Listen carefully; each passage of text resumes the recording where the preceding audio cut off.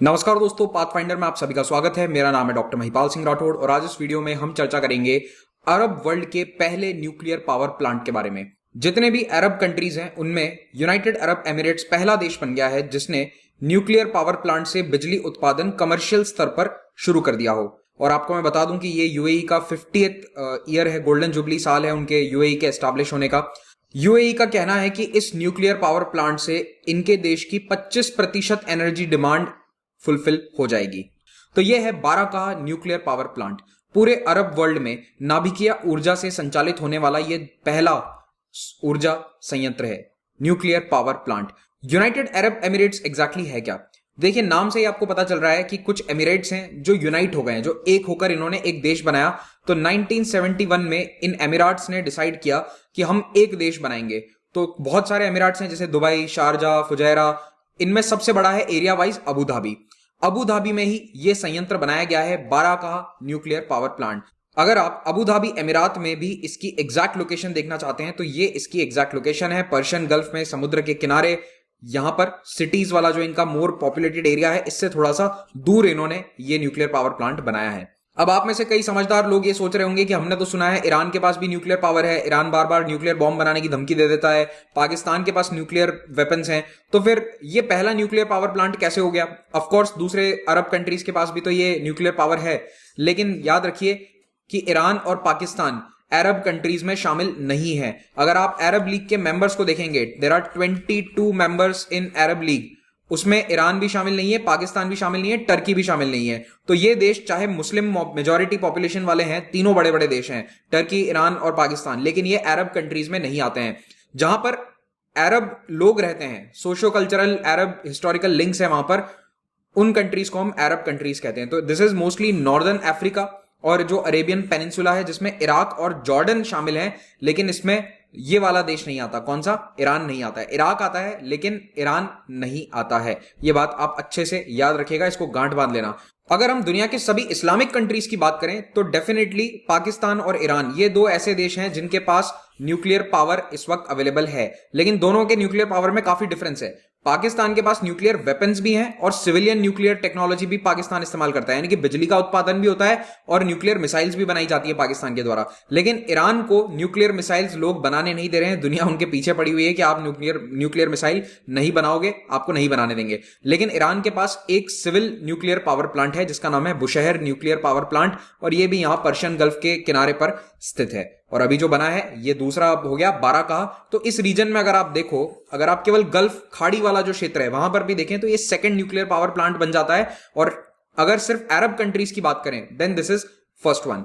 अब यूएई के इस बाराकाह न्यूक्लियर पावर प्लांट को बनाने में इनकी मदद करी थी कोरिया इलेक्ट्रिक पावर कॉर्पोरेशन ने। दक्षिण कोरिया की ये कंपनी है, $24 बिलियन में बनकर ये तैयार हुआ है। इसमें 4 यूनिट बनाए जा रहे हैं। कंस्ट्रक्शन 2012 में शुरू हो गया था, लेकिन बहुत डिलेज हुए इसके बनने में, कारण कि अरब कंट्रीज में कहीं पर भी न्यूक्लियर इंडस्ट्री ही नहीं है। तो आपको कुछ भी सामान चाहिए, कोई भी पार्ट चाहिए, तो वो दूसरे देशों से लेना पड़ेगा, ऐसे देशों से खरीदना पड़ेगा जहां पर न्यूक्लियर इंडस्ट्री डेवलप्ड है। तो यूएई ने साउथ कोरिया से ये मदद ली और फाइनली 2021 में जाकर 4 में से 1 यूनिट बनकर तैयार हो चुकी है। कमर्शियल ऑपरेशंस इसके शुरू हो चुके हैं। कमर्शियल ऑपरेशन का मतलब है कि इसमें से जो बिजली का उत्पादन हो रहा है वो ग्रिड में सप्लाई करी जा रही है, लोगों के घर तक पहुंच रही है। और बाकी के 3 यूनिट जो है वो भी अंडर कंस्ट्रक्शन है। सेकंड यूनिट ये लोग कह रहे हैं कि कुछ महीनों में स्टार्ट हो जाएगा, वो भी कमर्शियल ऑपरेशन स्टार्ट कर देगा। तो इसकी चारों यूनिट बनने के बाद टोटल कैपेसिटी हो जाएगी 5600 मेगावाट। अभी इतनी नहीं है, अभी कितनी है? अभी 1400 मेगावाट है। ये एक यूनिट के कारण है। और ये है किस प्रकार का reactor? Pressurised water reactor, PWR, या इसको लाइट वाटर रिएक्टर भी कह सकते हो। तो light water based pressurised water reactor है। तो बिल्कुल सिंपल तरीके से अगर मैं आपको समझाऊं तो यहां पर ये न्यूक्लियर रिएक्शंस हो रहे हैं और न्यूक्लियर रिएक्शन के कारण जो हीट जनरेट होती है उससे पानी को गर्म किया जा रहा है। लाइट वाटर का इस्तेमाल है, स्टीम बन जाएगी, प्रेशराइज स्टीम टरबाइंस को घुमाएगी और उससे बिजली का उत्पादन किया जाएगा। इस ऊर्जा संयंत्र को यूएई ने 1 अगस्त 2020 को ही शुरू कर दिया था। वहां पर जो टेस्ट ट्रांसमिशन है वो शुरू कर दिए थे, टेस्टिंग उसकी शुरू हो गई थी, लेकिन अब जाकर कमर्शियल लाइसेंस उसको मिल गया है, ऑपरेटिंग लाइसेंस मिल गया है कि अब ये बिजली का उत्पादन करके देश की बिजली कंपनियों को पावर बेच सकते हैं और ये पावर लोगों के घरों तक जाएगा।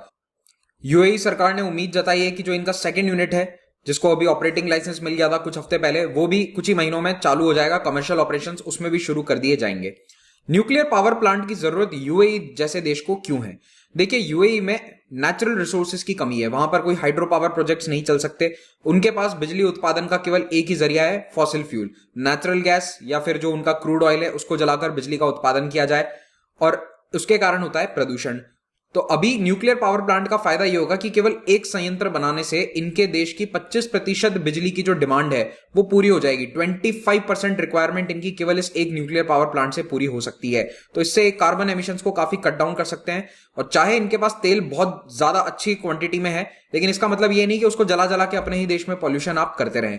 तो इनको भी डाइवर्सिफाई करना है, फॉसिल फ्यूल से दूसरे सोर्सेज ऑफ एनर्जी पर मूव ऑन करना है। और जैसा कि यूएई तो बहुत सालों से कर रहा है, यूएई के रूलर्स जो है उनको पता है कि कभी ना कभी तेल खत्म होगा, इसीलिए उन्होंने अपनी इकोनॉमी को पूरी तरह से फाइनेंस और टूरिज्म के ऊपर बेस करने की कोशिश करी है। इसीलिए दुबई इतना फेमस है। आप लोग दुबई जाते हैं घूमने के लिए, लोग जाते हैं, मतलब आप लोग नहीं जाते, आप जाएंगे भविष्य में सिलेक्ट होकर, बट अभी जो लोग जाते हैं दुबई घूमते फिरते हैं, शॉपिंग करते हैं, ड्यूटी फ्री शॉपिंग करके लाते हैं। ये सब क्यों है? क्योंकि सोच यही है यूएई के एडमिनिस्ट्रेटर्स की, रूलर्स की, कि कभी ना कभी तेल खत्म होगा और उस दिन हमारे पास ऐसा नहीं है कि कोई और काम धंधा नहीं होना चाहिए। We should have a strong economy, a diversified economy, जिसमें अलग अलग सेक्टर्स अच्छे से डेवलप हो, ताकि जिस दिन फॉसिल फ्यूल्स खत्म हो, चाहे वो दिन 50 साल बाद आए, 40 साल बाद आए या 30 साल बाद आए, तो हमारी इकोनॉमी बिल्कुल स्ट्रांग रहे। तो ये काफी अच्छी सोच है। लेकिन एक बहुत बड़ा सवाल यह है कि क्या न्यूक्लियर पावर फॉसिल फ्यूल्स की एनर्जी को पूरी तरह से रिप्लेस कर सकता है, फॉसिल फ्यूल्स को रिप्लेस कर सकता है?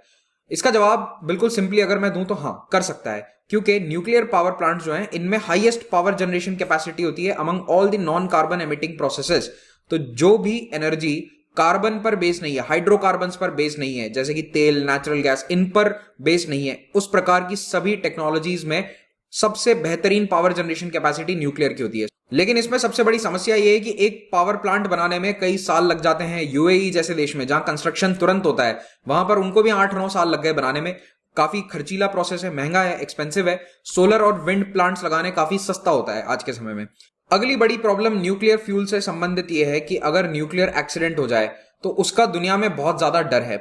लेकिन यहां पर कुछ लोगों का मानना है कि न्यूक्लियर पावर को बिना बात के बढ़ा चढ़ाकर एक खतरनाक सोर्स ऑफ एनर्जी के रूप में प्रस्तुत किया गया है, जबकि न्यूक्लियर पावर रिलेटिवली बहुत ही सेफ है। एक बहुत अच्छी किताब है the uninhabitable earth, story of the future by David Wallace Wells. इस किताब की मैंने कुछ पंक्तियां यहां पर इस्तेमाल करी हैं। तो इस किताब में लिखा गया है कि हम न्यूक्लियर पावर प्लांट डिजास्टर्स को तो ऐसे याद रखते हैं जैसे मानवता के इतिहास में ये सबसे बड़े डिजास्टर हो, जैसे कि 3 माइल आइलैंड जो यूएस में हुआ था, चेरनोबिल यूक्रेन में, इस पर तो एक टीवी सीरीज भी बनी थी, फुकुशिमा जो जापान में 2011 में हुआ था। लेकिन ये सारे जो घाव हैं, किताब ये कहती है कि ये फैंटम घाव है, ये असली घाव है ही नहीं। अगर आप इन तीनों में मिलाकर देखो कि कितने लोगों की मृत्यु हुई है तो 100 से भी ऊपर नहीं है। 3 माइल आइलैंड डिजास्टर में तो किसी की मौत भी नहीं हुई थी। चेरनोबिल में ऑफिशियल जो फिगर है दैट इज 47, कुछ लोग कहते हैं कि 1000-4000 तक संख्या थी। और तीसरा फुकुशिमा डाइची, तो इसमें भी किसी की मृत्यु नहीं हुई थी। हाँ, कैंसर, रेडिएशन के कारण कैंसर का खतरा जरूर बढ़ जाता है। लेकिन यहां पर ये ऑथर क्या कहता है इस किताब में कि अगर यहां पर ये लोग रह भी रहे होते, मान लो इस डिजास्टर के बावजूद अगर फुकुशिमा में लोग रह रहे होते, तो कैंसर रिस्क होने का कितना खतरा है with in a 10 mile radius. जो नॉर्मल कैंसर इंसिडेंस है उसमें 1/10% बढ़ जाता हो, यानी कि 0.1% के आसपास बढ़ोतरी हो जाती रिस्क में। मतलब कैंसर तो वैसे भी हो ही रहा है, चाहे आप न्यूक्लियर पावर प्लांट के पास रहो या ना रहो, दूसरे भी रीजंस हैं, तो उसमें बढ़ोतरी केवल 0.1% की है। और चेरनोबिल जैसा एरिया है वहां पर इतना इसको बढ़ा चढ़ाकर पेश किया गया, लेकिन एक्चुअली में वहां पर डेथ केवल 47 लोगों की हुई थी। अब ये बात ऑथर कह रहे हैं कि एक भी मृत्यु होती है तो वो गलत है, किसी एक भी इंसान की मृत्यु होती है तो वो गलत है। लेकिन आप इसको कंपेयर करो फॉसिल फ्यूल से। हर रोज दुनिया में 10,000 लोगों की मृत्यु होती है due to small particulate pollution, यानी कि ये जो प्रदूषण से मौतें हो रही है ना, अब आप तो पता ही होगा, अब आज के समय में तो इस पर बहुत चर्चा होती है। तो प्रदूषण से होने वाली मौतें दुनिया भर में 10,000 है डेली। यहां पर कितनी है? फुकुशिमा, चलो मान लो चेरनोबिल से 4000 डेथ हो भी गई थी, तो 70 सालों में, 80 सालों में गिनती के 3 बड़े एक्सीडेंट्स हुए हैं जिनमें किसी की मौत हुई है। और यहां पर डेली 10,000 लोग मर रहे हैं। लेकिन बस दिक्कत वो है कि ये नजर नहीं आता है, ये पीछे बैकग्राउंड में पॉल्यूशन चलता रहता है, लोग धीरे धीरे इससे मरते रहते हैं। और हम ये जो 2000 या 40 लोगों की मृत्यु हो जाती है, इसको हम एक दिन में देखते हैं, तो इसीलिए इससे हम ज्यादा रिएक्ट कर जाते हैं। तो इस प्रकार से ये कह रहे हैं कि न्यूक्लियर पावर से घबराने की बिल्कुल आवश्यकता नहीं है। अब दोस्तों, अगर आप अनअकैडमी का सब्सक्रिप्शन परचेस करना चाहते हैं, अनअकैडमी पर जो बेस्ट एजुकेटर्स पढ़ा रहे हैं देश के, उनसे आप यूपीएससी की लाइव क्लासेस लेना चाहते हैं, तो अभी एक मेगा सब्सक्रिप्शन ऑफर चल रहा है, जिसके तहत 28 अप्रैल तक अगर आप 1 ईयर वैलिडिटी का प्लान लेते हैं तो आपको 4 महीने एक्स्ट्रा वैलिडिटी मिलेगी 22 2022 के एग्जाम में 31 जुलाई तक आपको वैलिडिटी मिलेगी। अगर आप 2023 प्रीलिम्स को टारगेट कर रहे हैं तो आपको 2023 के जुलाई तक की वैलिडिटी मिलेगी। और इन कोर्सेज में आपको एक्स्ट्रा 10% डिस्काउंट मिलेगा अगर आप कोड यूज करते हैं महिपाल। तो ये डिस्काउंट आपको over and about this validity extension मिलेगा। अनअकैडमी पर आपको 2 प्रकार के सब्सक्रिप्शन देखने को मिलेंगे, प्लस और आइकॉनिक। प्लस में आपको लाइव क्लासेस मिलेंगी, आइकॉनिक में आपको एक पर्सनल मेंटोर भी मिलेंगे। और इन दोनों ही कोर्सेज पर आपको ये प्राइसेस पे नहीं करनी है। Use the code and get 10% flat discount. तो आपको 1 साल का कोर्स इस प्राइस में पड़ेगा। अगर आप आइकॉनिक कोर्स के साथ जाते हैं तो this would be the price. लेकिन mentorship is a very important thing. अगर आपके पास मेंटोर है तो आप आइकॉनिक कोर्स नहीं प्लस कोर्स के साथ जाइए। अगर आपके पास कोई मेंटोर नहीं है, आपके पास कोई गाइडेंस अवेलेबल नहीं है, then you should go for iconic course. अगर आप ऑप्शनल की तैयारी करना चाहते हैं तो ऑप्शनल प्लस जीएस की तैयारी के लिए एक कॉम्बो प्लान है, इसको आप यूज करके अपने थोड़ा सा मतलब डिस्काउंट मिल जाएगा आपको दोनों कोर्सेज को अलग अलग खरीदेंगे उसके बजाय। और यहां पर ईएमआई ऑप्शंस भी अवेलेबल है। एंड अगेन, डू नॉट पे these prices, use the code and get a 10% flat discount. अन्य सभी एग्जाम्स जैसे SSC, bank, railway, state PCS, इनके लिए भी कोर्सेज अवेलेबल हैं प्लेटफॉर्म पर। यूपीएससी प्रीलिम्स में आपका जो जीएस स्टैटिक वाला पोर्शन है उसकी तैयारी को और प्रगाढ़ करने के लिए हमने पाथफाइंडर टेस्ट सीरीज को लॉन्च किया है। हफ्ते में 6 दिन ये टेस्ट सीरीज होती है, मंडे टू सैटरडे, और ये पूरी तरह से फ्री है। It's a free initiative. आपको इसको ज्वाइन करने के लिए केवल एक अनलॉक कोड यूज करना होगा, महिपाल। केवल इस अनलॉक कोड का इस्तेमाल करके आप टेस्ट सीरीज का हिस्सा बन सकते हैं। और यहाँ पर जो टॉप 10 रैंकर्स हैं उनके लिए काफी अच्छे प्राइजेस भी हैं। अब देखो, थोड़े छोटे प्राइजेस हैं, अभी हमने छोटे स्तर पर शुरुआत करी है, धीरे धीरे बढ़ा भी देंगे।